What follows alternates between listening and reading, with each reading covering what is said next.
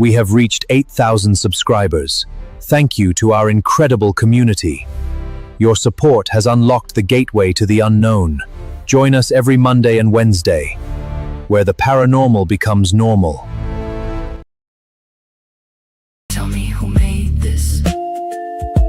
Who pulled that thread? You cut the wire. Now look at what you bred. Alien AUK.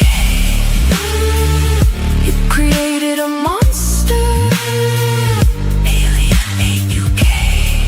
Now I don't back down, I get stronger. Alien AUK. You created a monster. Alien AUK. And I'm the power you can't get under. Say my name like you're not afraid. I was your mistake. Now I'm wide awake.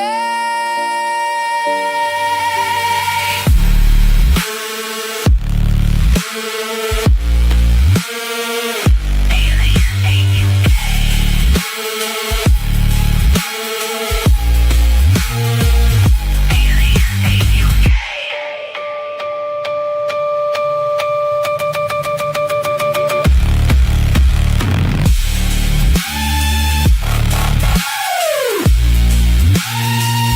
Alien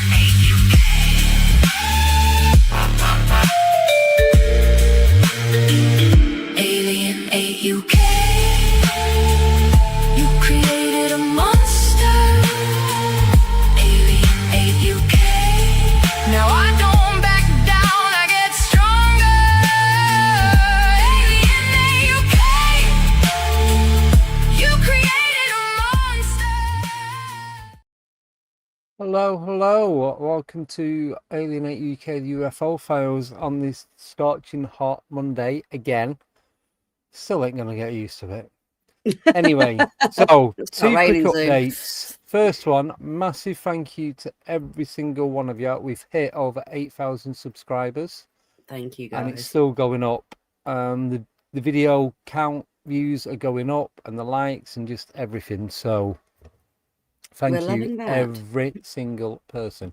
So I did do a poll quickly before I bring the Ronnie on. So we've got Ronnie Dugdale coming on tonight. He's going to talk about Rendlesham. And Rendlesham has just been, for me, for the last 2 weeks, Rendlesham has been a conversation I've had at least 2-3 times every single day, one way or another. It's just Calling you back, don't know Andy. don't know what is going on. I know. So I did a poll because I'd complained to myself that I'd not made an outro video since I'd made the one for the 24-hour podcast that Yeah. we did. So I made that and I got rid of all the others because I thought they were cutting it. Oh, So on Sunday morning, I made this one. And then I'll put it in the poll as to whether do I play it at the end, do I play it at the beginning. yeah. And as we was going live, it was like 53-47 Right. on my poll. So it's like, tell you what I'll do, I'll play it at the Referendum tie, beginning. then, basically. I'll do it at the beginning and the end. But Yeah. that is going to be The Wednesdays outro.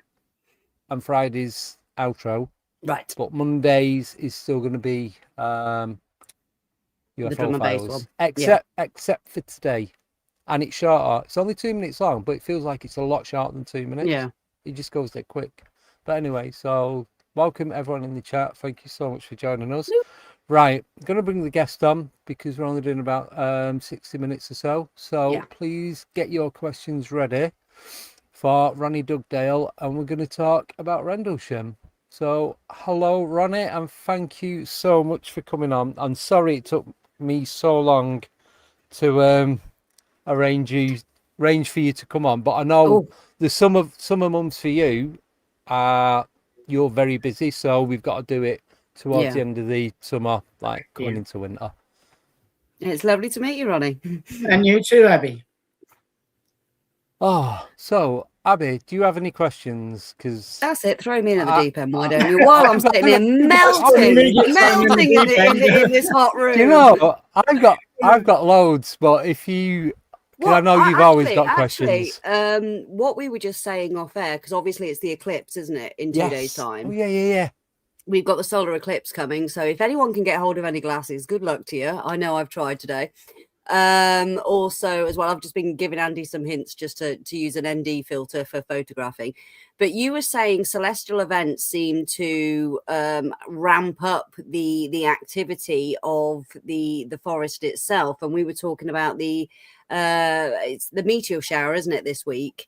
And it's that particular meteor shower that you found ramps it up. So, I mean, this week we've got the eclipse, the meteor shower, and a 6 planetary alignment all happening in one day. And apparently 7 seconds of zero gravity. 7 seconds of zero. Hold on, folks. Well, that's the one time to weigh yourself, literally hold on, because you might have to. So what's your experience of that, Ronnie, before we jump into the more historical stuff that, because the forest is still active to this day? Yeah, the meteor shower, that was something that was brought to my attention a long while ago. One of my friends, Brenda Butler, is one of the original researchers for Rendlesham. She always said we must go down when the meteor shower's on. Apart from anything, when you go to the forest, that is pitch black. I mean, really, there's no light pollution at all. So you're going to see, if it's a cloudless night, lots of the shooting stars. But that seems to bring in all the UFO activity as well. I don't understand the science behind it, but it does. You'd think it'd be the opposite, wouldn't you? With like things moving faster than a speeding bullet entering the atmosphere, the UFOs would kind of like stay away a bit, wouldn't you? Really, because of I don't know. Maybe they're connected in some way. Maybe they travel in the same. I don't know. Interesting. Could it because it's coast? Because it's on the coast? Could it be something to do with that? Because I don't know. Is that a thing? I don't know. Well, they seem to go through the coast, don't they? I mean, if you look at Roy T. Dutton's work, he's a late Roy T. Dutton, bless him. He's an ex-aerospace engineer, and he was plotting courses of UFOs, flight paths through sightings going back to the Victorian times, and they do seem to enter in through the coast like they do here in Torbay. So it could be something like that. They're using coastlines as like we do on our aeroplanes. Like, you get your flight paths, like they come in here in Torbay, they come past Bury Head and then they travel up to Exeter Airport. So there's been quite a lot of reports of USB activity off the Norfolk and Suffolk coast there, and fishermen for years have reported strange lights under the water. I mean, that might be ours, it might be submarines, might be things like that. But then lights coming out of the water is not submarine, is it? That's something. No. That's got to be something else. Right. Go on, Andy, your turn. Obviously, we're going to be talking about Rendlesham, and you spent so much time down there. So a lot of other people that we both know. Do you think it's gone quiet down there now? Or do you think it's just because like Alex Lovelock, he says it goes quiet, but I think I've been quite a few times and I've never gone. Every time I've been there, I've always had something happen, whether it's something little or something continuous throughout the day. But do you think you guys are just kind of getting used to what's going on, so you're not picking up on it as much as what you would in the early days? I don't think that's that, Andy. I've noticed over the years that the summer months is always quiet. And I think it's because there's a lot of people activity down there. People walking the dogs, riding the bikes. And so there's always disturbance. I think if you was to go down there at 3 a.m. in the morning, you'll find it a different... A lot of people go down there. They go down there in the afternoon. Well, go down there at 3 o'clock and see if that's changed then. I don't think that's changed much. I don't go down as much as what I used to. I had a really bad experience there the last time I went, and that's put me off quite a bit. Oh. Can we ask what happened, or is it something you don't really like talking about? Don't really like talking about it, but I'll tell you. Fine. Yeah. I don't know what you'd call it, but when I think some people call them hitchhikers, where a spirit will take over your body, and I was fighting this from taking over my body, and I knew I had to get out of there and stop it from happening. It's not the first time it happened was an awful. That was just me and the dog there. And this time I thought, no, I'm not going to allow it to happen. And it happened in the same place as well. You can't get to this place anymore because it's fenced off. Right. There are, but I worry when people say they're going to Rendlesham because it's not all good down there. No. Maybe that's why they fenced it off. No, I think that they fenced it off because the farmer was fed up with people walking on his field, and he started growing carrots. When it was a grass field, he never bothered. But when he started using it for crops, but that is a very ancient site as well. Yes. That farmer's field that some people call Capel Green. The farmer put in to have irrigation ponds built there, and as part of the permission, they had to have an archaeological dig there, and they found all sorts of Saxon and before Iron Age settlements there. So there's tumuli, isn't there, in the woods and mounds? There is tumuli in the woods, but this is in a different part to where the tumuli are.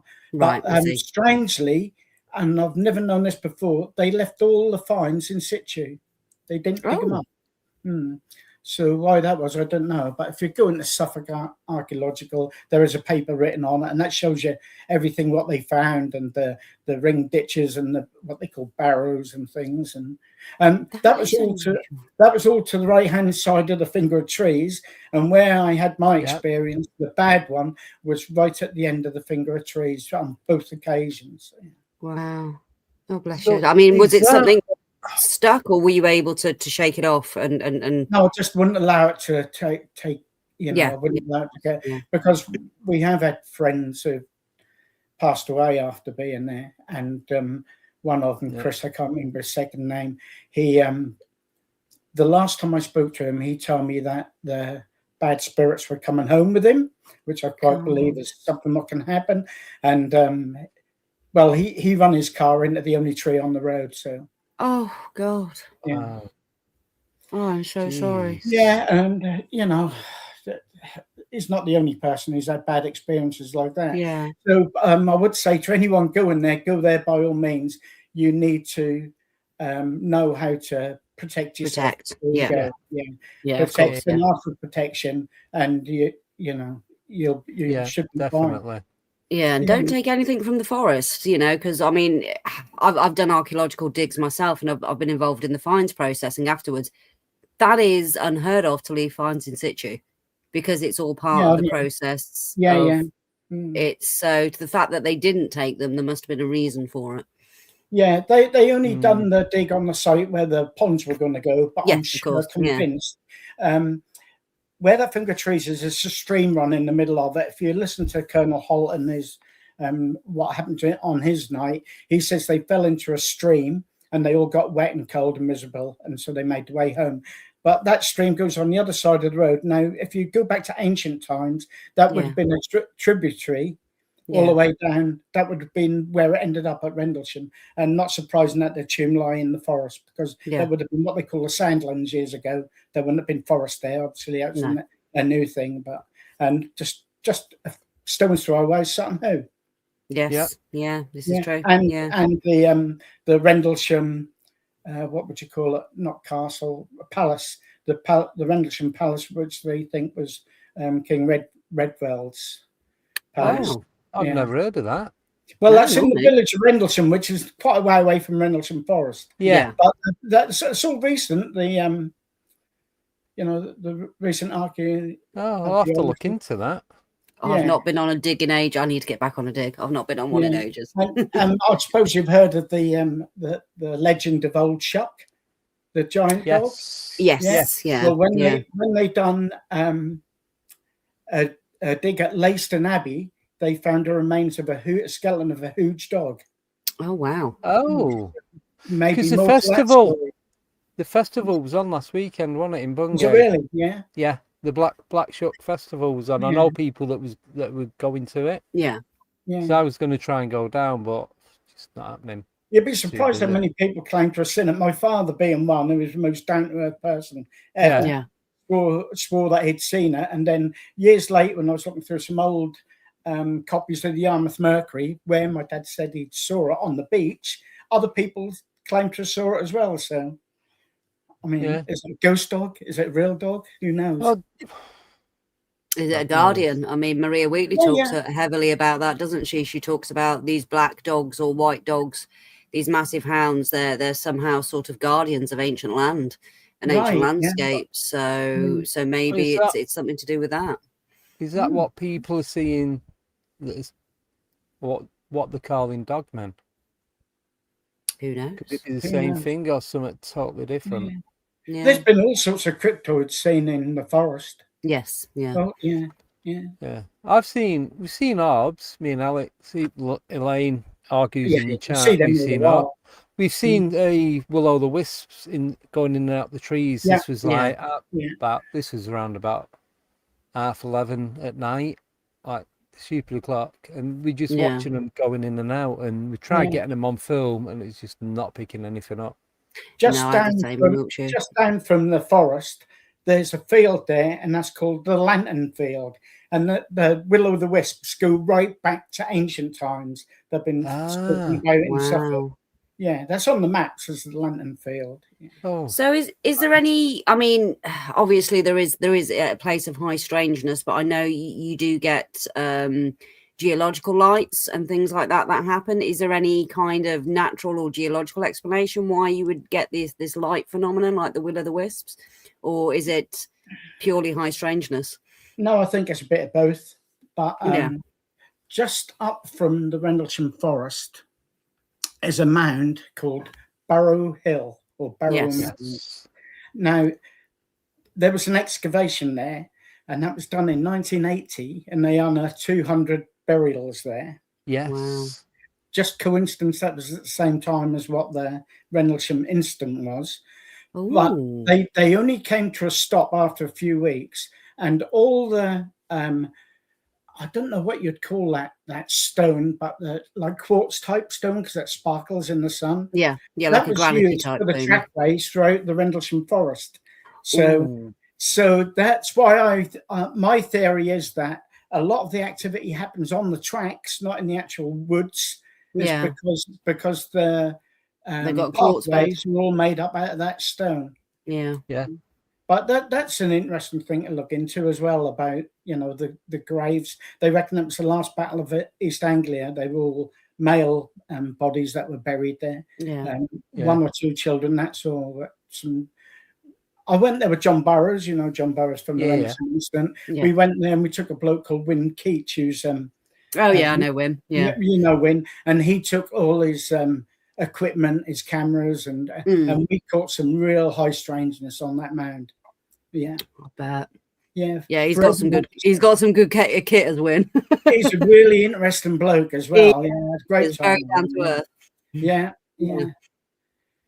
So there's there's more to the forest than just the forest. I mean, there's lots of high strangeness there. Yeah. So what's the strangest story you've heard about the forest that you thought that can't be real? And then I thought all of it was not real to start with, to be honest with you. I went there as a skeptic trying to catch people out, to be honest with you. I thought, there's got to be more to this. But I've witnessed some real strange stuff that you can't account for, and that can't all just be earthly stuff. Some of it was supernatural for definite. Yeah. So you obviously know of Derek Savory, who passed a couple of years back. He the amount of times that he used to go on, I was lucky enough to meet him on a few occasions as well, and I've interviewed him a few times. But he was saying about I can't remember the woman's name. It's not Brenda Butler, it's somebody else. And they used to meet up in a particular part where they do the levitating. Apparently all that bit's closed off now. Yeah, they that's do the meditation. Is that where that is? Yeah, I think it was Brenda. Was it Brenda? Yeah, it would have been Brenda, because she was the only person who knew where that was. Ah, right. Then it probably was then. Yeah, they literally got booted out of there and was told never to come back. Oh, I've had that happen to me down one of the trackways. Stop, you're not going any further. Oh, yeah. The trackway where the monument of the UFO is. Yeah. Yeah. Further down that track is where the actual landing site was. And I Yes. got there one day, and it was just like wading through water. And turned around, and that was fine. So something stopped me from going any further. So was it military, or were they in uniform or anything? No, it's no person. It's just Oh, sorry. The Oh, I energy. thought you meant it's a person. All right, got If you. Sorry. you imagine you're just walking along, and all of a sudden it feels like you're wading through water, and time. Yeah. That's exactly how it was. And I thought Got something don't want me to go any further, because Yeah. I've heard of people saying that, especially Brenda. She say that the spirits tell her not to go somewhere. And I turned around, and it was walking normal, and I went back 3 or 4 times, and it was not going to let me get down that trackway, not on that night. And Wow. you know, thinking about it, I must have been mad, because I used to go down there on my own, just Yeah. me and the dog, all hours of the day and night. And then that was a compulsion. I felt drawn to that place, and I never did find out what was drawing me to it, but something was definitely drawing me to it. Yeah. But there's something there also that takes over your mind as well. Yeah. I can remember driving away from there one night, and I'd done an extra 70 miles to get home because I got so disorientated, couldn't find my way. Yeah. So there's something there that definitely affects, and has a physical effect on and a mental effect as well. Yeah, and I'm not saying that's a paranormal. That could be something left over from the experiments they done years ago. Yeah. Who's to say? You know, but that's Well, real. Crowley did a lot there as well. You know, and oh stuff. yeah. And they still have meetings there. You know, the Crowley Society. I was going to say, you don't hear what goes on, like up the moors. You have a lot of satanic stuff and a lot of stuff going up on the moors. You're not going to hear what's going on a weekly or local basis with some people with the occult in that area, and with the high strangeness and the energy. God knows what it's kicking up. Yeah, and the cults, the Witched Covens or whatever they are, have been meeting there since the days when the Yanks were in there. Because I've spoken to some of the airmen who had seen things going on in the forest and went to investigate and were chased out, and in the jeeps as well, chased right back to the site. So, you know, I don't know anyone who's been, and they've not had everyone I know that's been has had something or another, even if it's the slightest thing, whether it's paranormal or not. But there's something that wasn't normal, wasn't your everyday stuff that has happened to them. Yeah, that's weird. That's a weird place. Yeah. And talking about Derek, you know, he took a hitchhiker back home with him, attacked him in his house, didn't it? Did you know about that? Derek Savory, yeah. Threw him around the room, knocked him up bad, Oh, you might have told me, but it's just so much stuff to remember from everyone I spoke to. Because I was lucky enough to meet him, I think it was about 3 years ago at the Awakening in Manchester. The one with Steve Mayer, Barry and Paul and that were doing. Yeah. And my cousin introduced me to him. He'd gone outside for a smoke, and he said, like, "Oh, Andy, there's someone I want you to come and meet." And it was Derek. And then when I found out it was Elaine's brother, and then Elaine did the thing with Alex and everything else, it's like, right, perfect. It's like one big family. It was great. Yeah. Did Derek get to tell you about the thing that happened to him in the forest? He told me about him getting chased out, the orbs in the car wouldn't start. Yeah. There's That's a loads normal one, that. Yeah. I've got back to my car, and my car wouldn't start, and I've walked to Folly House at early hours in the morning and knocked them up there to use the phone because my phone battery had drained. Waited about 5 hours for the RAC to come, and when they come, turned the key and it started. Started first time. Yeah. Typical. I don't know what happened. I got kicked out. You kicked out, and I'm in twice. Right, I'm going to kick you out the other one. You should stay on. There you are. Yeah. Oh, that's right, you've done it. Yeah. Right. So, but he said, like, they've got chased out by unmarked vehicles, playing black, like the American SUV type. Yeah. They can't see who's in it. They've had helicopters come over, other weird vehicles, and when you tell people, they roll their eyes because they think you're imagining it. But in the early days, I was doing some investigation there with a woman who ran a paranormal site in Norwich, Her name's Tracy Munger. I don't know if you've heard of her. She used to run Yeah. in Norwich. Well, we used to go there quite regularly because we was doing research for I can't mention the name, but it was a high-ranking officer from Rendlesham at the time, and we was doing research not so much into the 1980 incident, but some experiences that had happened to this person in these particular places around, and just wanted to see if we could replicate it or say.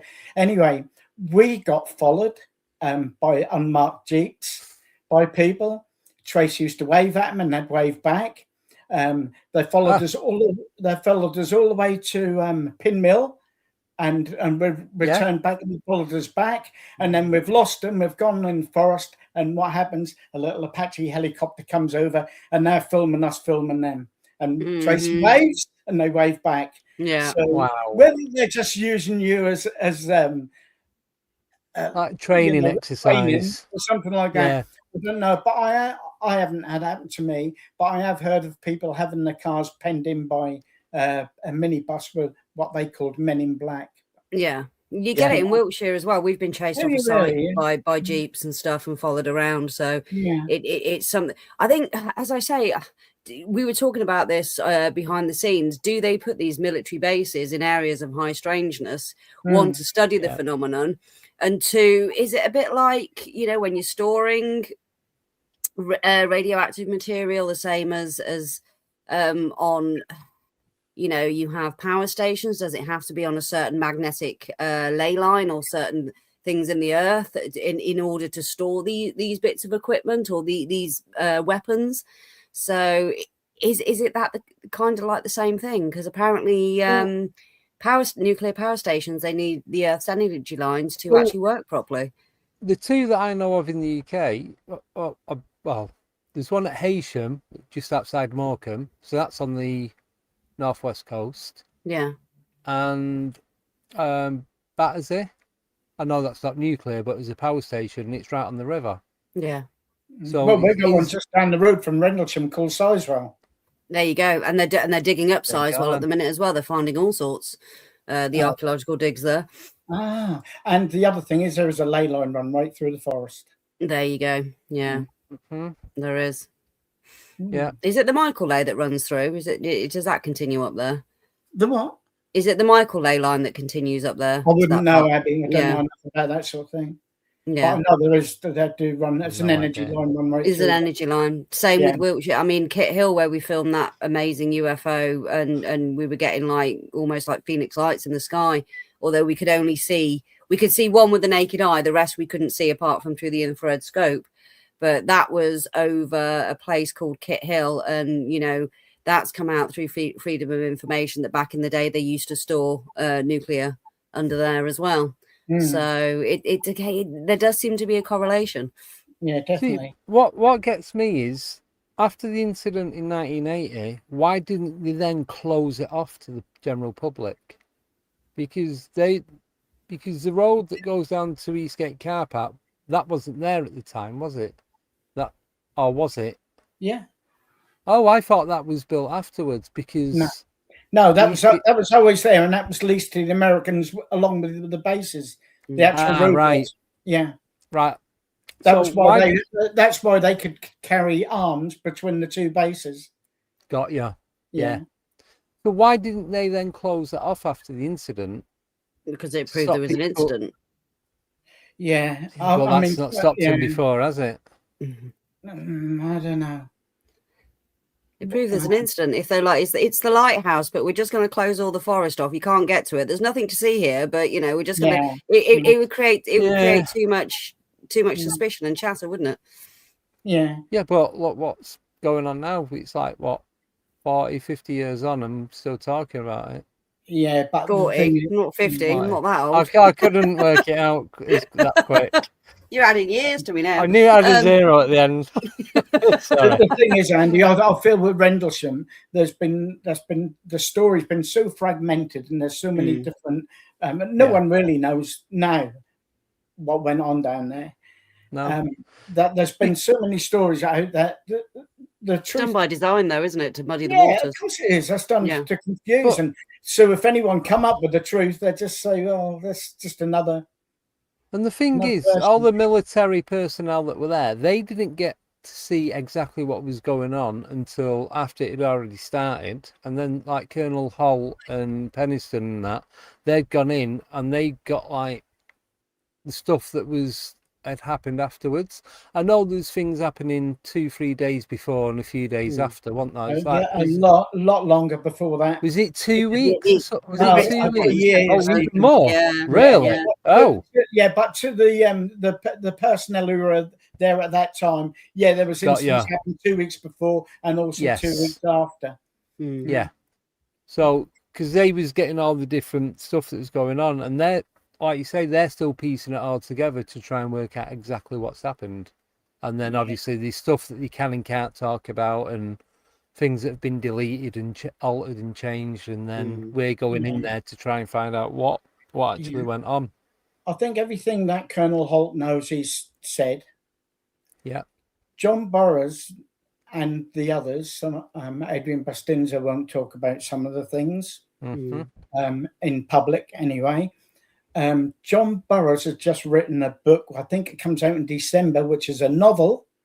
And in that novel, he talks about things that happened during the incident that he won't talk about in reality because they're just so sensational that no one would believe him. So, he's made a fictional story, but he's put made the a real fictional story about it. It comes out in December, I believe. Yeah. Oh, that'll be an interesting read. Okay. Yeah, you should try and get John on the show. I'm sure he'd. Yeah, we definitely. get John Hansen has said he'd get Holt on for us. Yeah. Because he's still in contact with him. So we've got John. We've got John coming back on next week, so we'll have a chat with him. You want to get Holt on soon because his health is failing, and there'll be a time when he can't, or won't talk anymore. It is getting to that though, isn't it? We're losing a lot, sadly, a lot of the original and OG researchers, aren't we, at the minute? Because it's just getting to the point where they're getting to that time. It's getting, people are getting old. I mean, I met up with Lucy Pringle at the Crop Circle conference a couple of weeks ago, and I couldn't believe it. I was like, it's just when you think of them back when in the heyday, don't you? And then when you meet the people, you're like, oh my god, it's just like and the original preserving their knowledge. The original researchers from Rendlesham, you got Dot Street, who likes to drink. You won't get a lot. Won't be rude and say sense out of her, but she's a bit muddled. Brenda's ill; she can hardly walk now. And she says she's put it all behind her. She's moved on with her life, and be unlikely she ever talks about it again. And Jenny's knocking on in years as well, so you know.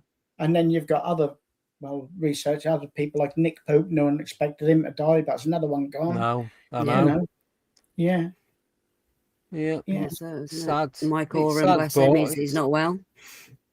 Sorry? Mike Oram, bless him, he's not well at all. Not well? So, no. So it is. This is why I like what John does, because he preserves all their work into the archive, so it's saving their research. Yeah, brilliant. Yeah. And that's what we need to do. We need to preserve it for further generations, because what's coming out of America at the minute, it's just okay, it's another UFO vid.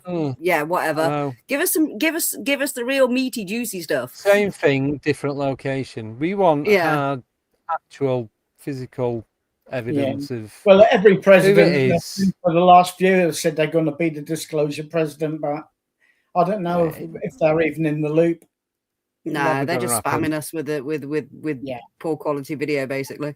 Yeah, but at first, it was good because they're admitting it, but they're not. They're just saying we've got these. They're not admitting what they are. They're just saying we've got these images and we've got these videos.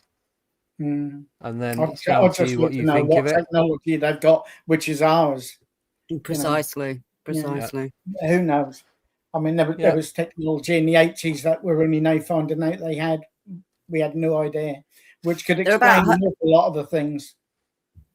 They're about 80 to 100 years ahead, aren't they? This black technology. I'd say at least 300 years now, because look how quick we've advanced in the last 20 years. compared Amazing. to, you look from the 60s to the 80s, then 80s to early 2000s, then 2000s to now, how it's jumped by a massive step from each one to the next. And with AI, it's just going to exponentially grow as well. Frightens me, that yeah. AI stuff.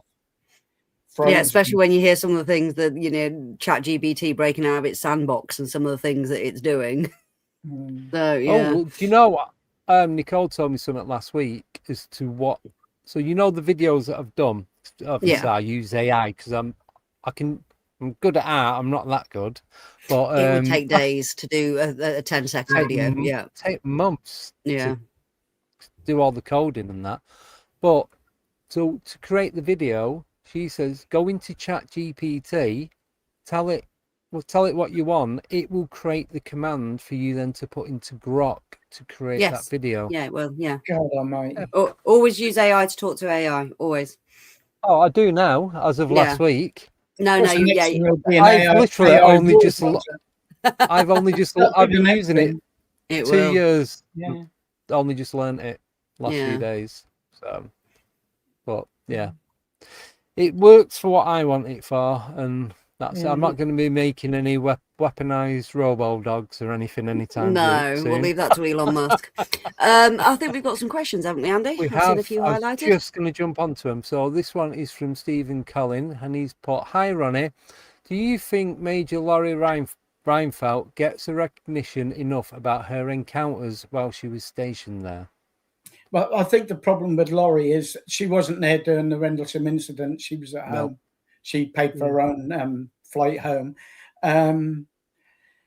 I'd like to see I can't think of his name now, but there was an airman stationed on the East Gate when she says what she saw happened. And he's so far, I can't add his name then, it's gone. I interviewed her probably about 18 months ago now, and she mentions who it was. So go back and watch the video. Just look. Do you remember the title of that video? No, Larry Reinfeldt, I'll Rendlesham, something like that. I don't know. I'd like to see if his explanation of what they saw matches with ours, because even with the instance on the first night with Burroughs Penniston and Cabansack, their versions all vary a lot, not just a little bit, a lot. You know, Jim claims to have walked around a craft and touched it and got a download. And well, he got the binary download, didn't he? It took years to work out, decipher it and all that. I don't know. Did anybody get any adverse health effects for being close to this craft and touching it? Yeah, John's been paid out by the through that incident. He gets the full VA settlement. Yeah, and also Adrian Bustinza. But strangely, Jim, who walked around the craft, hasn't. So anyway, John says that all he can remember is coming over the berm, seeing the white light, and then that was it. He can't remember anything until it took off. And Cabansack said that John drew his weapon on it, and they all blacked out. So missing time. Yeah. Oh, they definitely had missing time. They had missing time. And also where John, this is really bizarre, where John ended up on that night was on Burrow Hill. Now, so is that Burrow Hill? So where where the tree is, where the tree that comes down with the, it's like there's one tree and the arm comes down. If you're showing you a photo of it, you'd know. Then it's fenced off. So if you're looking at the tree, if you turn around 180, you're looking at the UFO model. Yeah. So if you turn back, there's a fence. It's only about 2 foot away from the tree, and then it kind of like slopes down, and it goes. Is that Burrow Hill there, isn't it? No, it's as far as you can see. It's overlooking the estuary. That's as far as you can go on land. Yeah. So it overlooks I think it's the Devon estuary. I'm not sure, but that's where he ended up on that night.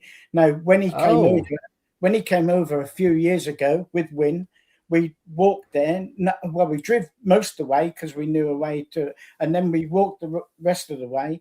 That would be impossible for him to get there and get back in the time that he was missing. And not only that, you'd have to cross about 8 waterways. Yeah. So It'd how be- could you get there? Yeah, I was going to say you'd be able to see that on his uniform, wouldn't you? You'd be able to see the fact that he was covered in mud, water, and all the rest Well, of he it. weren't on his own either, you know. So, Wow. some weird shit went on that night, you know. Was he? Have they had any impressions of what happened that night? Sorry, Abby? Have any of them Regression. had any regression work from what happened that night? John has been regressed a couple of times. You find some parts of it on YouTube. Yeah. That's not good to look at. It's really real bad Thing stuff. is- But not on that part of it. Just on what happened that night, you know. Yeah. Thing is, with regression, it gives you false memories, so you can't. Yeah, be 100%. and also we So- don't know what happened to the airmen afterwards. Whether they were all interrogated, I suppose you'd call it. Some of them were pumped full of sodium pentothal. Some say anatol, and you don't know what screen memories were put into them. And I this was going to is say you got a bit of MK Ultra on the go. There's an American base. Oh, Yeah. Mm. that was a big thing in the The UK. stories all vary so much. Mm. Simon Rowley's put Airman Keith Duffield. I That's think Duffield, it was. yeah. I don't think he's ever come forward. I'd like to. It'd be interesting to see, you know, what Laurie says she saw. Some of the airmen says that was an experimental craft, but she says it broke into several different pieces, which is something that a lot of different people have seen over the years. They've seen something come over and divide, and even Colonel Holt, when they followed the whatever it was into the field, that burst. He says like a firework into 5 different objects, and they disappeared. Mm. You know, so. But the fact Like that what it you was saw, going Andy. on, but it's like the fact, it's like the fact that it was going on for like a month before, during, and after. It's not like, I don't know. I watched a documentary not so long ago. The Colonel Holt was doing they was all doing the lie detectors, and there's only Holt's every single time Holt did a lie detector, it came back 100% true.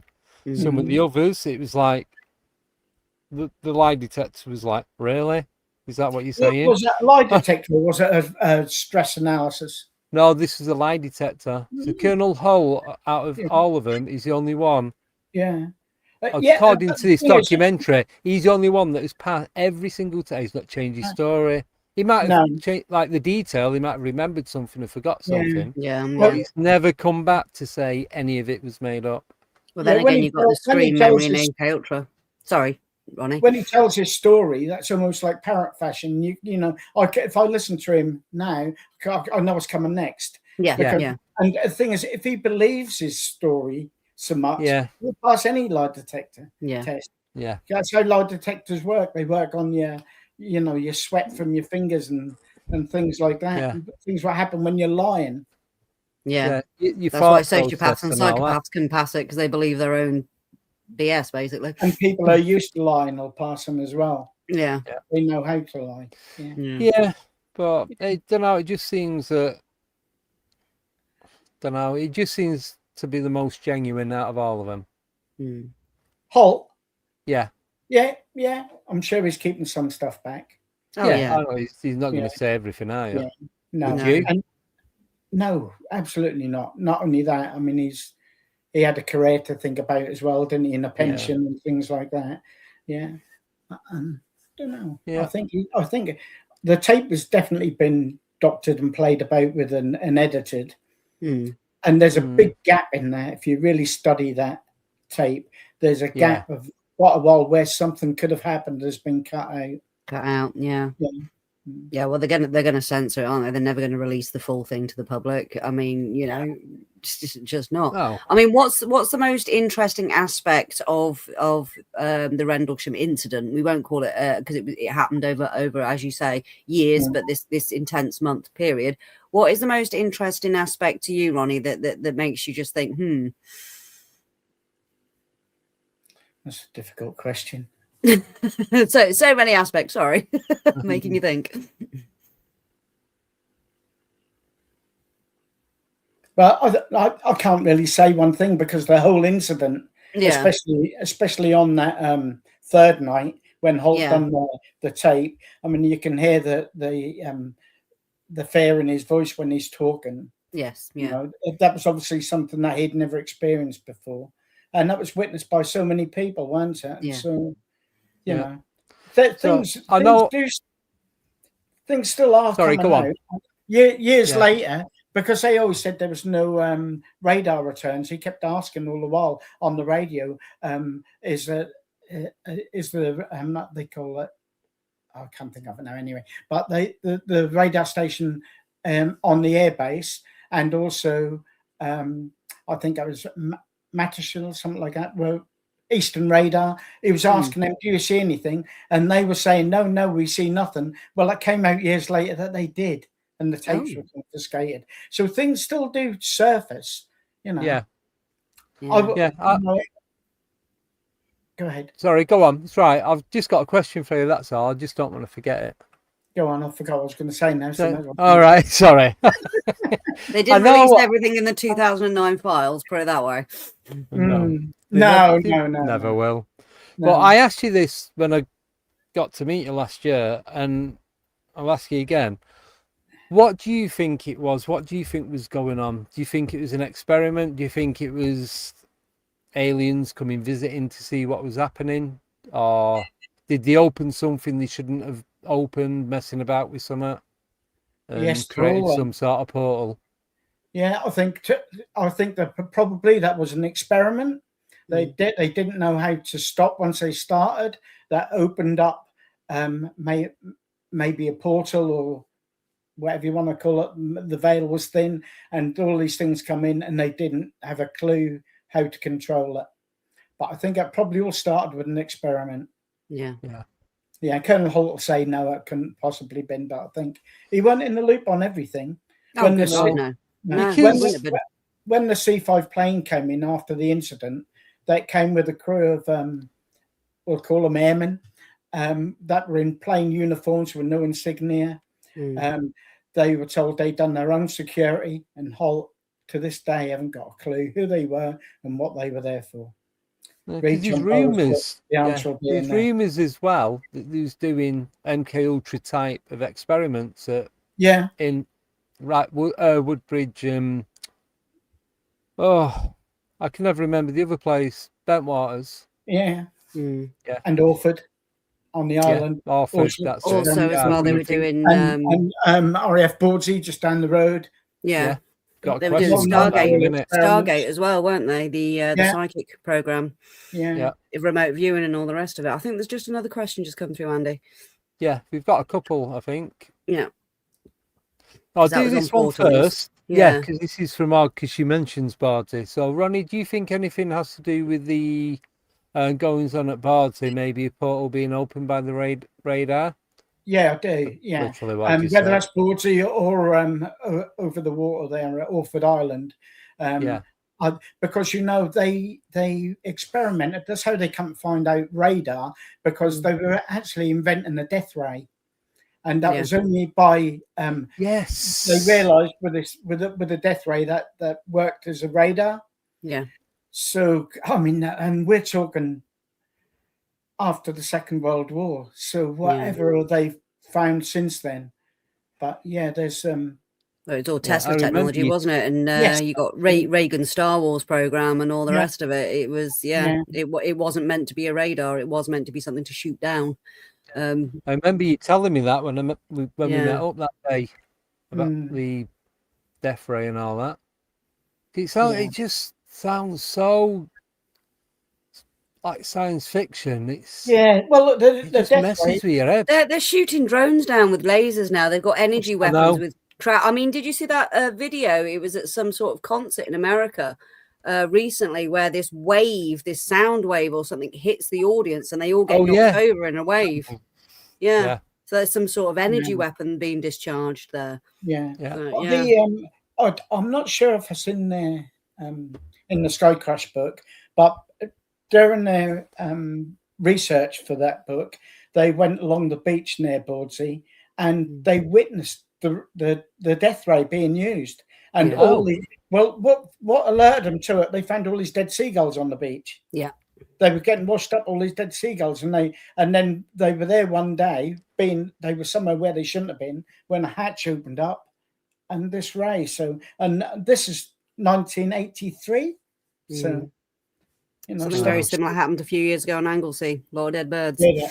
Yeah, it's happening all over the place. But you were just saying that about that crowd control thing. You can do that with, if the speakers are big enough and powerful enough, and you've got a certain frequency to go through them speakers, you don't need to use anything else. Yeah. Just the correct frequency at the right time, at the Well, right they've been point. using 5G, the Pentagon for crowd Oh, control. no, since the you know they're 80s, on to 6G now. Oh, yeah, I know that. Yeah. But there's a weapon that they're using on the on some of the what would you call them, like the posh cruise ships, not the ones, the private ones where they've got their own security. They've got a weapon there that is just I don't know whether that's microwaves, but they just aim it at the ship and it blinds the people in this. Absolutely mad. It's like Havana syndrome, isn't it? Without But with you saying that, we was talking last week, I can't remember who it was, but they've got something now where you can have the sun anywhere you want. Yeah. Oh my word. Yeah. You can order daylight in the night. If you've got enough money to cover the payment, shall we say, you can have... It's golden eye all over again, just minus Pierce Brosnan. Clear skies wherever you want it, for how long you want it for. Wow. That's scary. We're going to self-destruct, aren't we? They've been manufacturing the weather since the 40s. Well, since before that, but the 40s, they wiped out a Devon coastal town, the RAF, by doing cloud seeding and weather manipulation experiments. NASA owned the patent to create the sun. Yeah. Create a fake Well, they sun, said there was a cloudbuster stationed at Woodbridge. One of the cloudbusters machines. Yeah. To move the clouds. Well, as I say, they've got the HARP kind of technology in these radars, isn't it, with the big Doppler balls and stuff like that. They've got far too much wattage from what they actually need, so it's using it to heat up the atmosphere and steer some of these storms. Yeah, but you can create your own cloudbuster and steer them away. You can. Need a bit of copper, some iron filings. I've seen what's in them. It just don't make sense. If they work, they work. It all goes back to Wilhelm Reich and organ energy and his organ technology and stuff like that. So if you really want to get into cloudbusters and orgonite and stuff like that, check out Wilhelm Reich's work. And he got shut down by the FDA, funnily enough. Well, I still got an email somewhere that tells you the exact ingredient what you need to create one. Yeah, you need. Wilhelm Reich, he did go somewhere where they hadn't had rain for ages, and he did make it rain, didn't he? He made it, and that's when the FDA turned up at the same day. And the little boy can recount it because he was small at the time. Yeah, and then his father.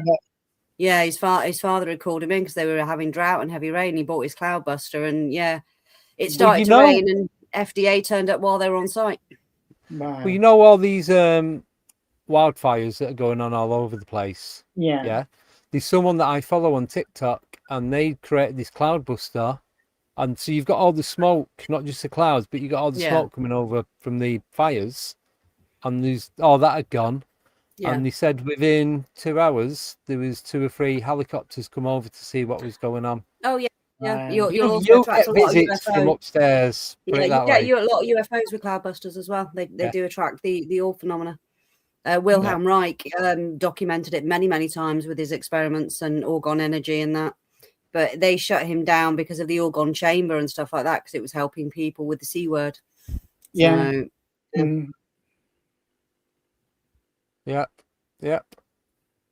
Interesting stuff. That's very orgonite all behind me. Right, I've got another question for you from Janice. So guessing she's a she. She's a she now anyway. Hi Ronnie, I've heard people say there's a smell of candy floss around a certain area, a pole in Rendlesham, where strange sightings happen. Have you ever smelt it? No, I've not. I've heard of people who've had this smell, a candy floss, sweet smelling, but there is a smell that you will find at Rendlesham that's unexplained, and that's down at the East Gate. and that's a smell of germaline. Oh, And Yes. that won't be there 1 minute, Oh. and then it'll come over you so strong. And that's a weird place down at that east gate. If you're going to go and do a meditation, and you know, if you're in tune with spirit, that's the place where you'll pick it up. I tell you where I smelt that. So I think it was with Tim Codgercrew, who was in the chat earlier. We'd gone down because we'd gone meeting up with everyone, and we're walking down to where the hangars are at the end of the runway, like at the back of the runway. So we're coming round on, just so you come to the gate where you've got the entrance into the airbase, and then you can see the brick huts and that. Just before you get to the bend, that's where I could smell it. I'm like, I just said, smells like hospital in here. I couldn't think what it was. Is that residual or an active spirit? Like, because I know people often report a World War II soldier, don't they? The spirit of or an apparition of a soldier in the area. Yeah, Taylor and Charlie. I've seen. Also, Laurie Redfell, as I don't know if she's talked about it when you had her on, but she had some sightings down when she was on that sentry I've duty. seen an SS officer walking through the woods. Yeah. With the Germans there? What was it? Prisoner of war? They had the SS uniform, the grey tunic, the grey hat, the collar that comes up and stops there. So there's me and Alex. It was the first time I went, and we're walking down. Do you know where they've got the big domes in the ground, the big things for clearing the fog off the runway, supposedly? Yeah. So we was looking at that. We were seeing if you could like shine a torch, if you could see down, and trying to video it. Anyway, so we're walking along the path towards the UFO, and I'm on the left, Alex is on my right. So as I'm talking to him, in my peripheral, I just see about 4 trees in, someone walking that way. So as they get to a certain point, I can see him clear as day, like full body apparition, and there's like a grey felt tunic and trousers and upright. Couldn't see the face, could see that like literally the German helmet, the way it was cut round in that. As soon as that, obviously there's no signal in there, and there's no signal till you get like back into Saxmundham round that way. So as soon as I got home, straight on the computer, I typed in SS World War II uniform, exactly the same. I'm like, oh, that is it. I'm like, that was the cut on it, the shape, the colour, absolutely everything about it. And then Alex had told me, do you know where the crater is? There's a big dip in there. That's where the plane crashed. Oh, you spoke to him, but he seen the pilot and the co-pilot, and they said to him, we're sorry for what we've done and for what we're about to do. And then they just vanished. And that was probably about 1/4 mile away from where I seen this one walking through the trees. And that's on the other side of Eastgate Car Park, actually in the forest. That's another strange area, just near that crater, but up on the hill where Brenda's bench has gone now, I think. There's a tree there, and if you look right up high on the tree, there's a little statue of the Green Man. Oh yeah. And that's a very, very spooky place. If you're going to pick up spirit, that's one of the places where you'll pick them up. Yeah. Well, it was along that, like I said, it was along that track. Obviously, we're on the UFO trail.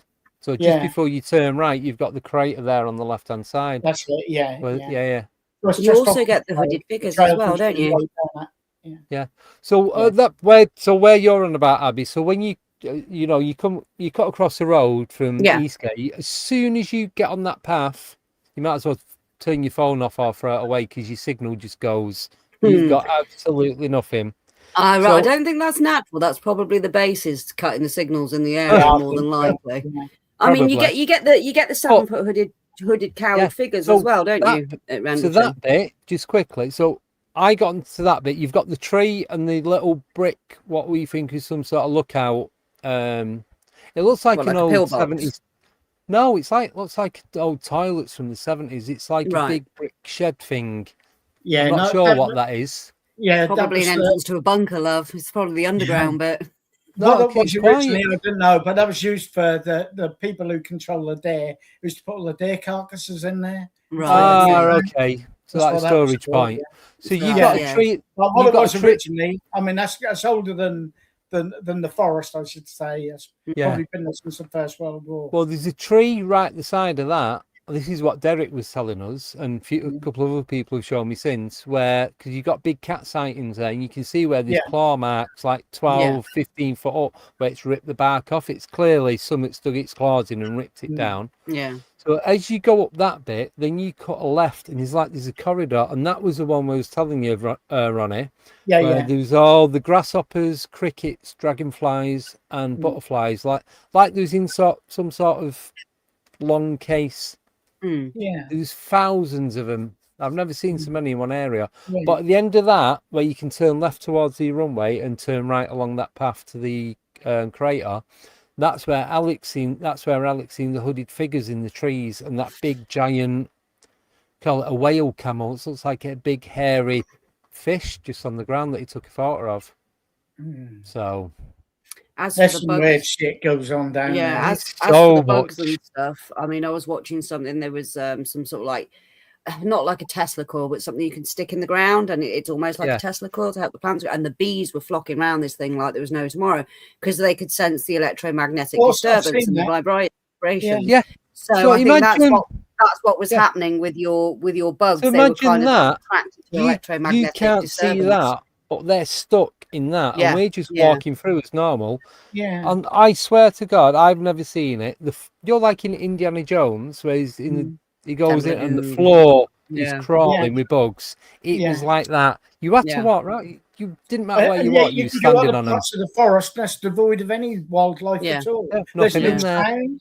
There's no, and you go in any forest, you'll hear the owls tooting when you're in the birds flying, from squirrels, the tree, pigeons, squirrels and rabbits. Nothing. a lot. No sounds. It's absolutely devoid of anything. Always Weird. worrying when the nature goes quiet. Because either something's been broadcast, so some sort of frequency that's kept them away, or there's something about to go down. Because wildlife, they either hide, shut up, or just go away. Something's about to go down. But because on on both nights of the main nights of the Rendlesham Forest Incident, the barnyard animals went berserk, and the farm's quite a way away. Yeah. But they sensed something was happening. Oh God, yeah. Livestock and stuff like that. You get it on the moors, you get it at Wiltshire and stuff like that. When the sheep and the cows, they just go nuts and they run. They can't. I've seen it where they've literally, there's a massive field and all these sheep are literally panicking, and this is during the day. And they've just literally panicked and just gone up to one corner, and they're like about 100 feet sheep squished into a corner of a field, because they're just getting away from whatever they're sensing. You see that on the Skinwalker Ranch, don't you? With the animals there, they all go huddled in a corner. But we've got. Oh, sorry, go on. Oh, Steve Wills has come. Yeah, I've got a couple of questions, but I just want to add something to it. So there's one from Tim. So Tim, he went there not so long ago. I couldn't go because we was away. But the time when we come down and we met you, that's the guy that was with. Do you know when we met you? There's two of us. So Tim's the other guy that was there. So that night that we'd gone and we walking through Rendlesham, we all had torches. We had them in our pockets. Alex had gone out and bought a new one. And I think it was, I don't know, I've been that many times, I can't remember. You didn't use them, did you? We didn't use them. We're walking back along the road, going back towards Eastgate car park. So Eastgate's on your left, so we'd gone like full circle. And not one of us thought of taking our torch out of our pocket and using it. And that is, out of everything that's ever gone on there, the orbs and the weird noises and sprites and all that, that is the strangest thing out of everything. Yeah. There was 5 of us, and we didn't even consider taking the torch out of your pocket to see where we're walking. We just carried on walking. There was a time when I was out with a few of the Rendlesham regulars, and Brenda Butler was there, and I think that's her niece. Can't think of her name now, but Brenda was telling me about this white orb. She, if you imagine you're coming down the Eastgate road where the car park's on your left, and then just turn to the right, and then there's the actual lane that goes down, the road that goes right down to the Eastgate. She said there was a white orb there, and she said that was so obvious, and that kept either getting getting further away and closer, or was getting brighter and dimmer. And she said, let's just have a little look and see if we can see it. So we're all stood there watching it. Now, this is what happened. All of a sudden, pop, there's this white orb in the roadway, about 100 yards away. About 100 yards away. I said, I want to go and approach it. And so I walked towards it. Now, when I got close to it, I couldn't see it, but they could still see it. Right? Yeah. He said, that's right next to you, it's right in front of you, it's right behind you. When I came back, we stood there watching it, and my friend Gordy Goodyear was there with his dogs as well. And we're watching it, and all of a sudden, that got brighter and brighter and brighter, and then it was like a firework. Just like really bright neon lights went up into the sky and disappeared. So whatever that was, but the point is so hard to make, Andy. We all had cameras, we all had our phones. None of it. Yeah. We stood watching it for minutes, and we just never dawned on us to film it. Sometimes they don't want you to, though. Sometimes, I mean, I know someone they saw like they call them Tic Tacs now, but it's the old cigar-shaped UFOs. Yeah. And it was his granddad's 90th, and he was doing the photography for it. And he went outside just to get a breather, and he watched this thing, and he had his camera in his hand, and it was almost like he said he couldn't lift his arm up to take a photo. It was almost as if he just couldn't do it, even though he wanted to. He was just sat there watching. You off. There's got to be. You off inside, and then you get switched back on when it's all been and done.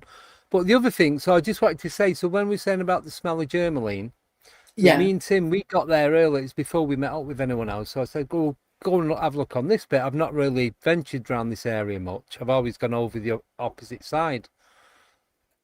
So we've got our phones. We're both taking photos, right? And we could hear like two women having a conversation. But there's nobody else. There were other people. Like there's two guys hiking, but they was right over the other side. We could see them through the trees and that, but it wasn't them. This was clearly two female voices, but you couldn't hear what they were saying. Did I think of trying to record it? No, I just took photos of some rabbits on the runway. That was it. But do you know what, that where you can hear voices like that, I get that quite a lot, and that's almost like a radio. That's not quite. Yes. Not quite. It's like, and I really you can hear what they're saying. Yeah, and then you wait, and you can hear there's a conversation because there's a gap for the reply for someone else to say something. That's definitely no one else down there when this happened. There's there's not every single time. Yeah, it's just madness. Right, we've got, because we're on just over the hour mark now. Are you okay to carry on for a bit? I'm all right, fine. Yeah. You sure? Oh, good. Yeah. Cool. Right, so we've got two questions. So the first one's from Codger Crew, which is Tim. So he's put, Ronnie, on a recent visit, we all heard a strange clicking noise and a bit like the Predator. Have you experienced anything like this? It was suggested it was toads, which it definitely wasn't.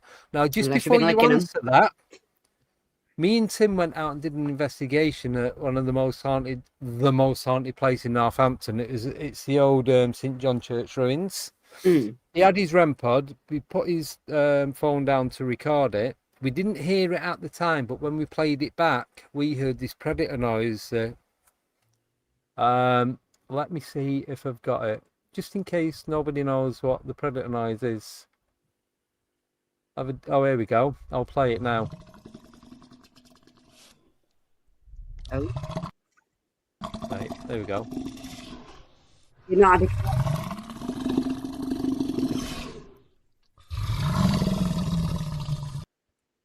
But we heard that like 2 or 3 times as we're talking to this mother and daughter that were buried next to each other. But are you saying that he's heard it at Rendlesham? It almost sounds like what Dogman would sound like. If I ever heard a Dogman, I think that's what it would sound like. Yeah. I've never heard that clicking noise. I've never heard that predator noise.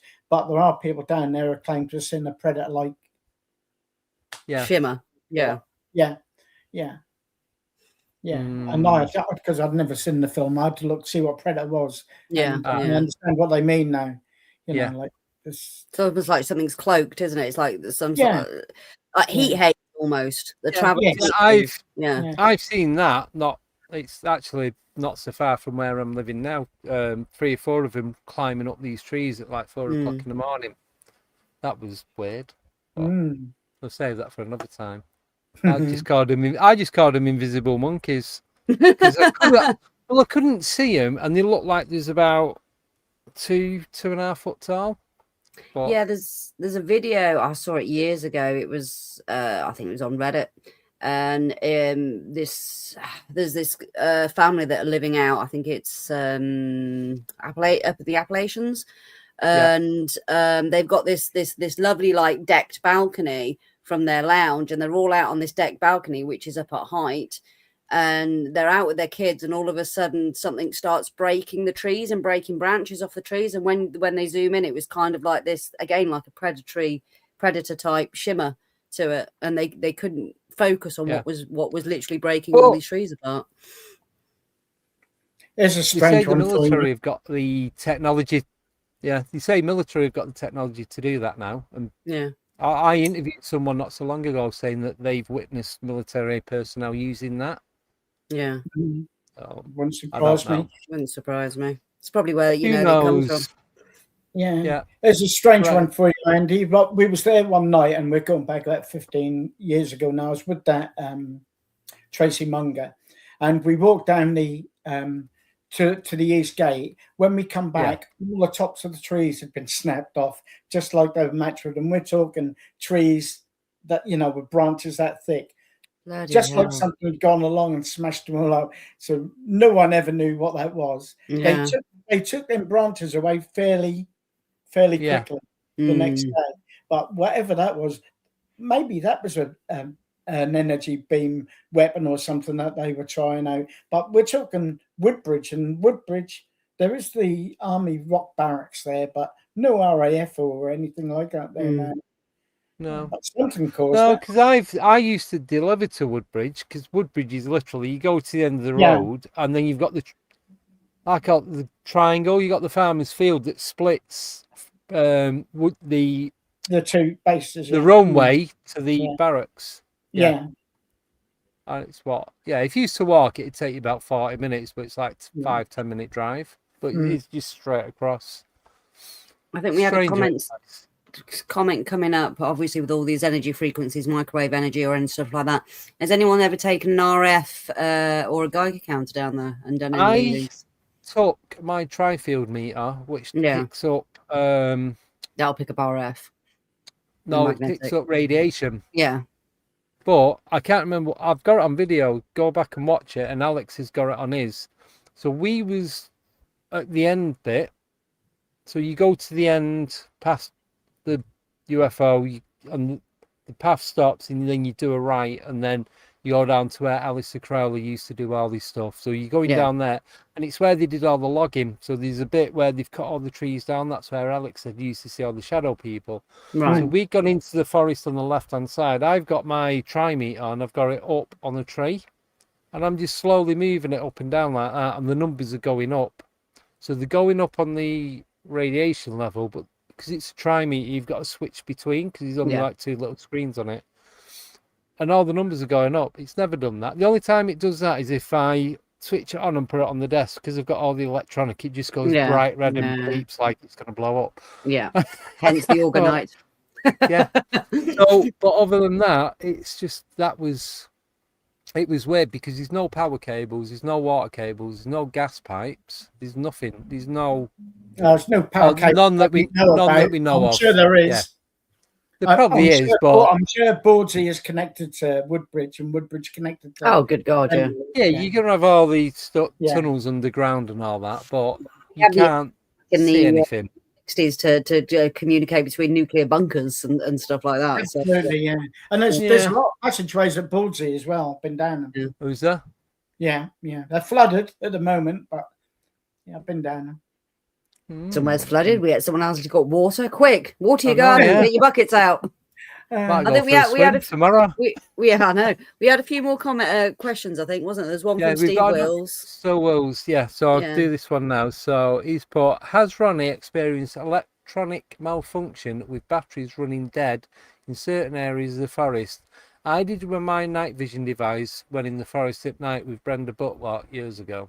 Yeah, it happens all the while. And I told you about my car. Yeah. I mean, just absolutely devoid of any.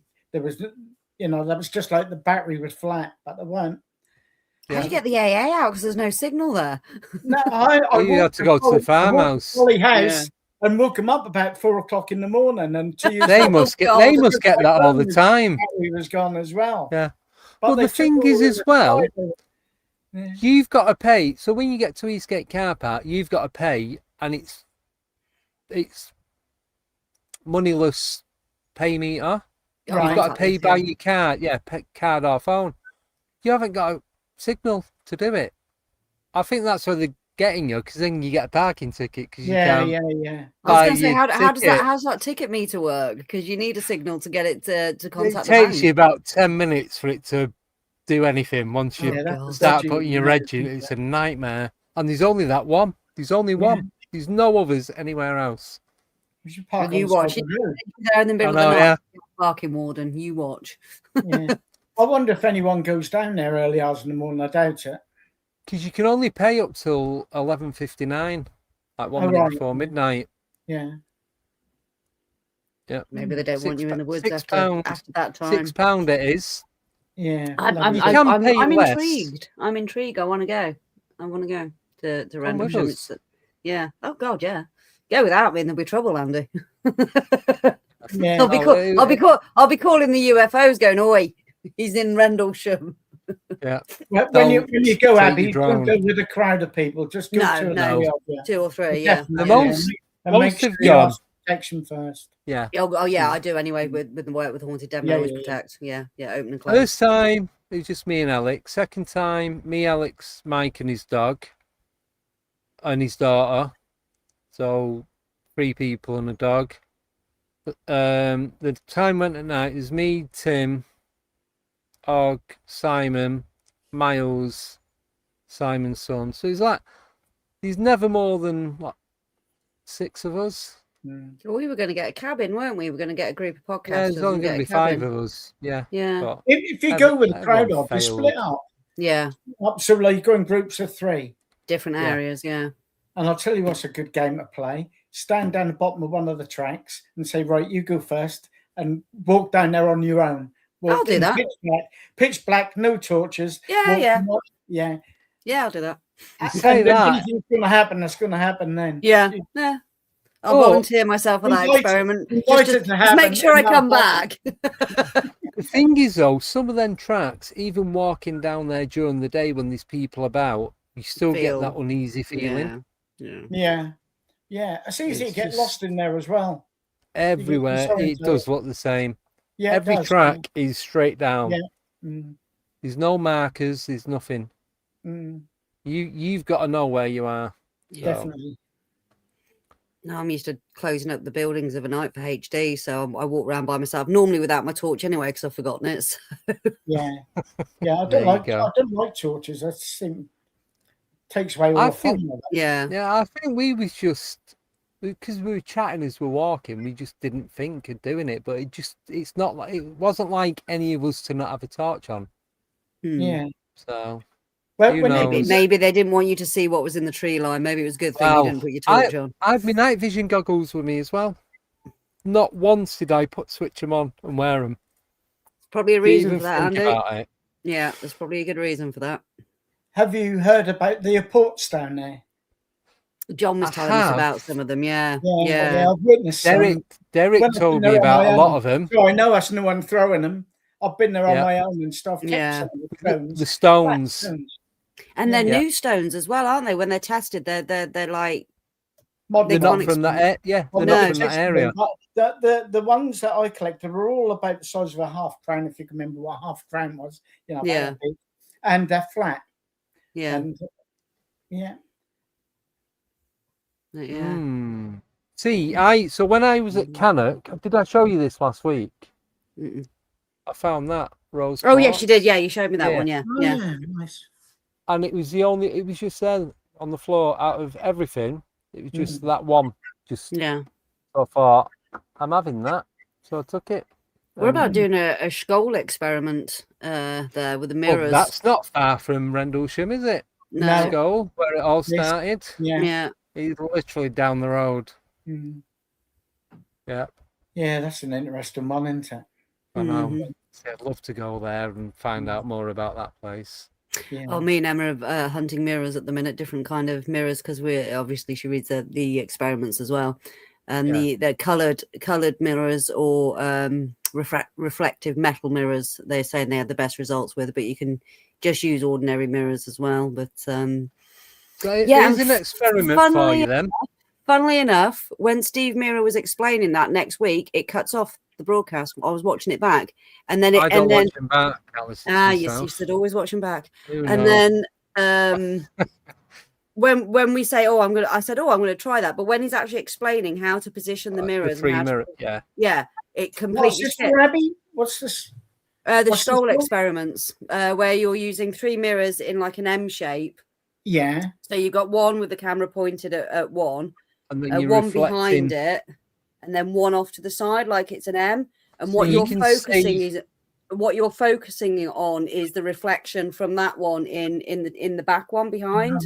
Yeah. And apparently you're meant to see all sorts. So another one, stand at a mirror at 3 o'clock in the morning with the light off and just stare without blinking. Yeah, I've done that. Yeah. That's just I used to do that. When I was a lot braver than what I am now. Well, we got Black Mirror and Haunted Devon for scrying and stuff like that. Is that something in your brain though, or is that something really happening? I've never been able to work out. I don't know. I think it's a bit of both, to be honest with you. I think there's a bit of both going on. There's a bit of like your eyes go, phase out, so your face disappears, and then something is meant to come into place. Then I see stuff behind, and as well as transfiguration and all that. So I think there's a few different things going on at the same time. Yeah, there's a bit of scrying, a bit of experiments in Rendlesham. Yeah. Oh yeah, I'll be up for doing some experiments. Yeah.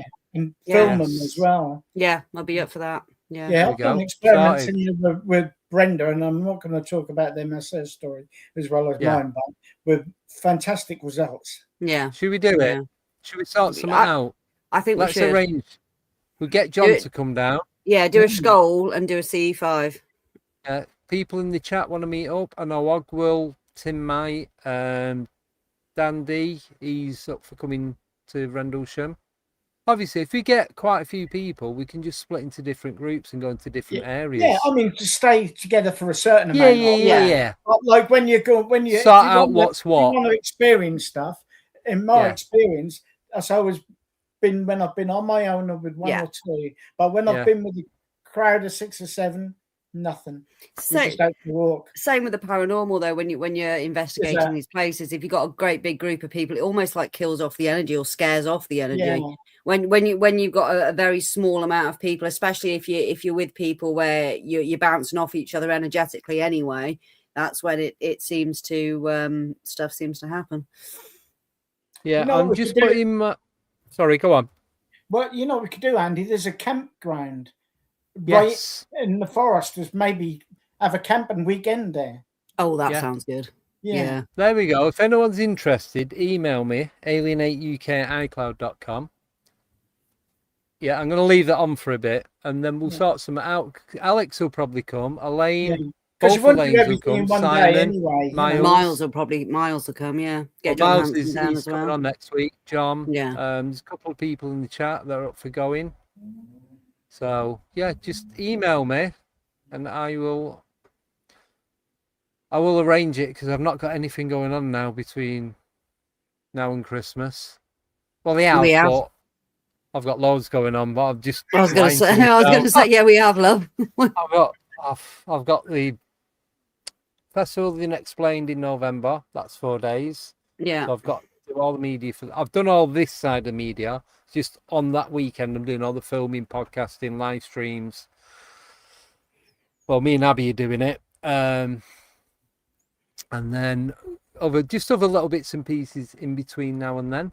Yeah. Yeah. Strange days. And, we'll do it because, sounds good. Right. Yeah. But when you do it, Andy, keep it between yourselves, because if the Forestry Commission get to know that there's a group there, they'll put a block on it. They'll stop. Oh yeah, I'm not. Yeah. No, it won't be advertised. It'll be. Yeah. It's going to stay in email format, and then we just create a group chat and then go from As far there. as anyone's concerned, you're on a camping weekend and that's it. That's the one. Yeah. That's the one. And I'm not going to take much equipment either, because I always find, like we were saying to Steve last week, most of my encounters have just been when I've just been going around doing general day-to-day stuff. Yeah.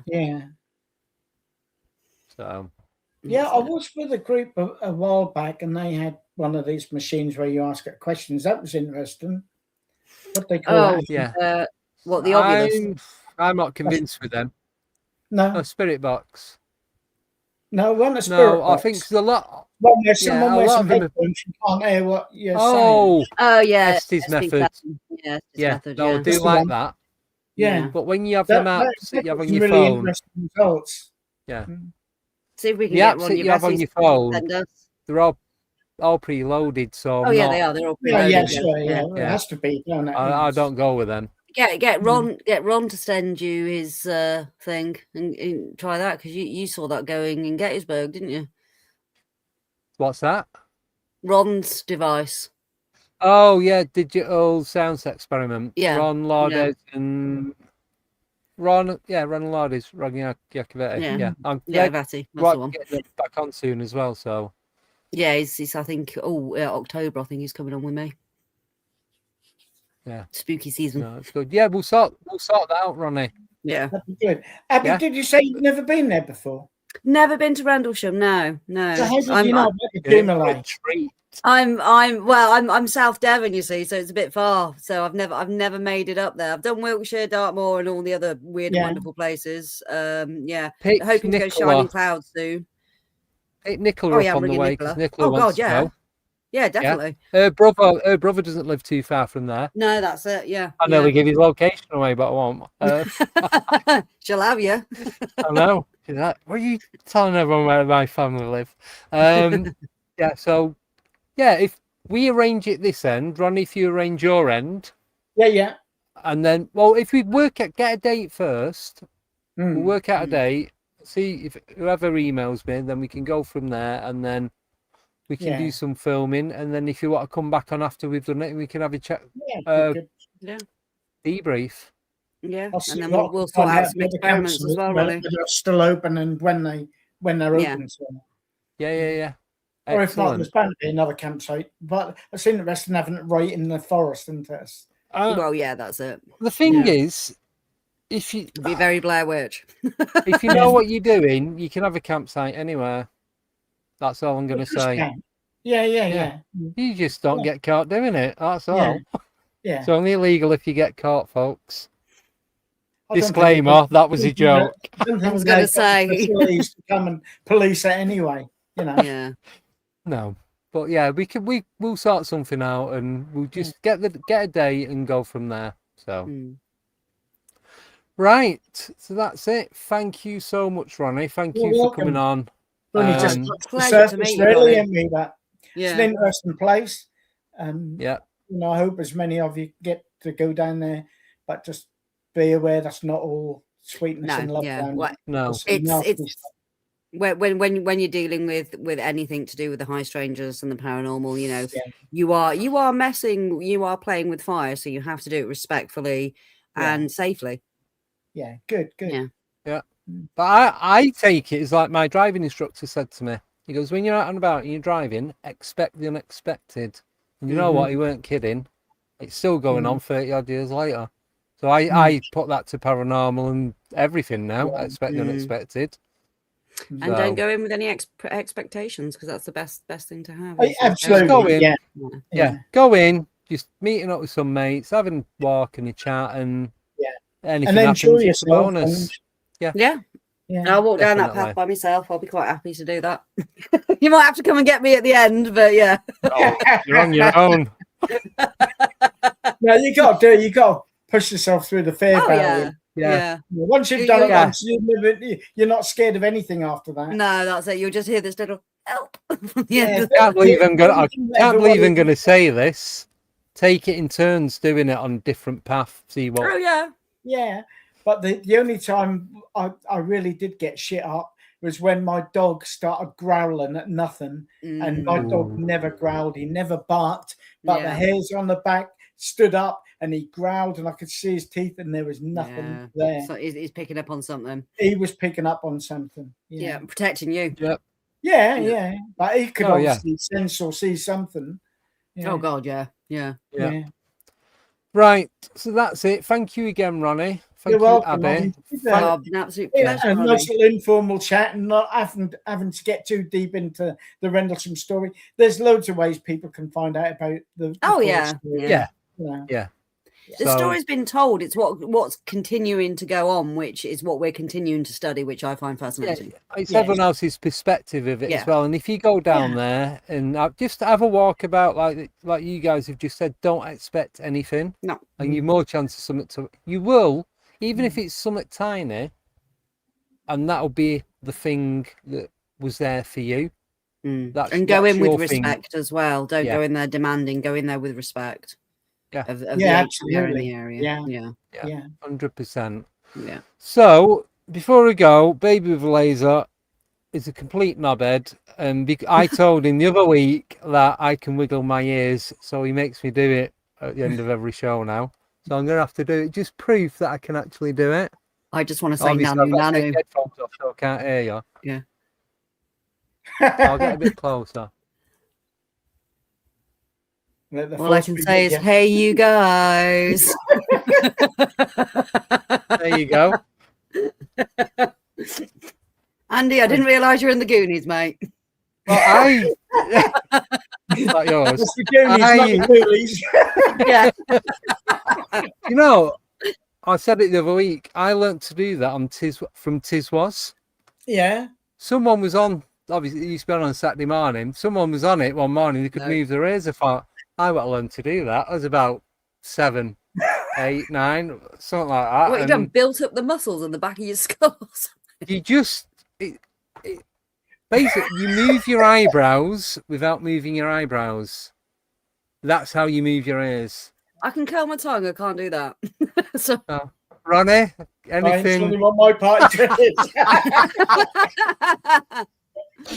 Damn. Anyway, there we go. There's lots of things Can you that wiggle can anything wiggle, else? but not on screen. It's got me in a lot of trouble. So, Yeah. we'll give that one a miss. No Yeah, helicopters on thanks this for the show. question anyway. So that's it. We are done. Thank you again. Thank you to all the subscribers. We've got just short of 8,100 now. So really appreciate every single one of you. Yeah. All the questions, everyone coming in the chat, keeping the flow of the chat going. Moderators, so you've got Stephen, Sarah, Elaine, and Darren. Just great. So back on Wednesday. You're going to be gutted because we've got Liam Holmes coming on Wednesday from the Spooky Shed. Man, King of the I North. know. Yeah. Seriously. Say hello to the Seagulls. King of the North for me. I'm will do. gonna be sky watching with eclipses, meteor showers, and planetary Oh, yeah. alignments. I might be floating about for a few seconds. You might be, yeah. I don't know what time it's going to happen. Who knows? And then on Friday, we're on at the late time of 8:30, but that's because Nicole's coming on because we're doing a special with Brandon Thomas from Oh, Texas fantastic. and Yeah. Dawn Lester from down south. So yeah, Wow. they've not been on for it'll be about 12 months since they come on last. So we're just going to have a catch up with that and see what's going on in the world of psychedelics and all the weird kind of stuff that's going on in that world. So that's it. I'll say a pigeon hello to Liam from here. Yeah, seagull. Make it a Seagull. seagull. He's more scared of seagulls than anything else. Oh, seriously, got to get him a Flock of Seagulls album now. He's going to kill me for this. But He anyway, is. yeah. So Wednesday is 8:30 and Friday is 8:30. Then we're back next Monday with John Hanson, Yeah. 8 o'clock. I think Miles Ellis is coming on next Wednesday at 8:30, and then Oh. nothing the following Friday. I'll let you know if I'm recording or not next Wednesday. I'm not sure yet. Yeah, but I'll keep you all updated. I'm putting a lot of posts up on the community page on the YouTube channel now. I'm kind of drifting away from Facebook. It's just what I keep everything all in one place.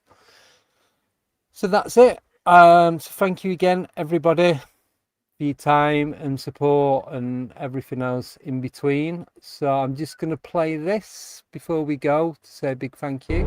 We have reached 8,000 subscribers. Thank you to our incredible community. Your support has unlocked the gateway to the unknown. Join us every Monday and Wednesday, where the paranormal becomes normal. Like There you it. go. Thank you, everybody. And yeah, please subscribe, like, hype, comment. It really does help us out. Yes, it does. So, yeah, thank you. Take care. I'm going to play the new outro as the outro, and then it'll be back to normal as of Wednesday. I think that's it. So, cheers again, Ronnie. Great meeting you last year. Thank you, Mike, Enjoyed it, for sorting it out. And And See you looking all hopefully forward to Wednesday. patching up in see Rendlesham, you definitely. very, very soon. Yeah. So take care. See you all Cheers. later. Bye-bye. Yeah. Bye.